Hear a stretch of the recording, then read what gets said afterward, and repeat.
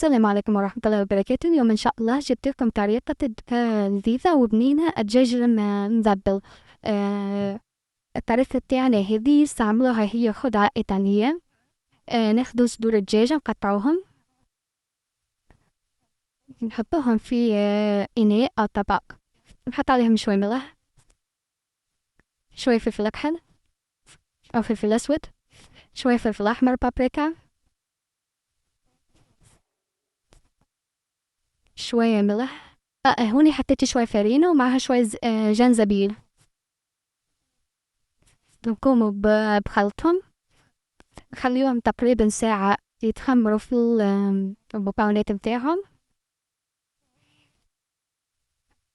هوني في الطنجرة متاعنا نحط شوي زيت أو شوي زبدة اختياري، ونحطو صدور الدجاج متاعنا.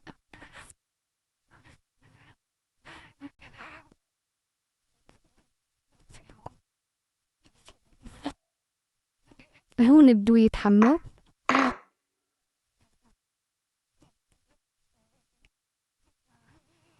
شفتم أحلى لونهم، بنينين ولذيذين على الآخر. البنات ننصحكم تجربوها خاصة للصغيرات، وسهلة وسريعة إذا كان جوكم ضيوف. هوني بعد ما تحمروا من الجهتين نحيهم على النار.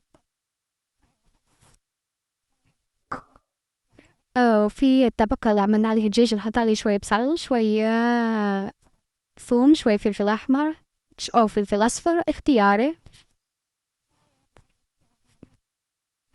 حط عليها شوية صلصة دي صويا، شوية عصير الليمون، ما عندهاش ممكن تحط دبس الرمان.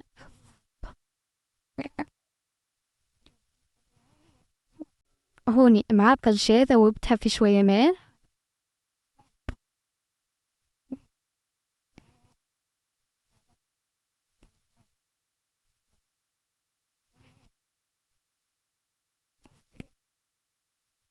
نحركوها ندمج المكونات كلها مع بعضها.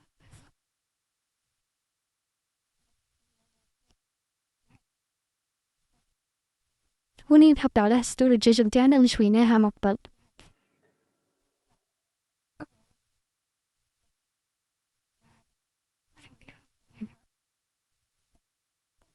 شفتوا كاللون محلاه.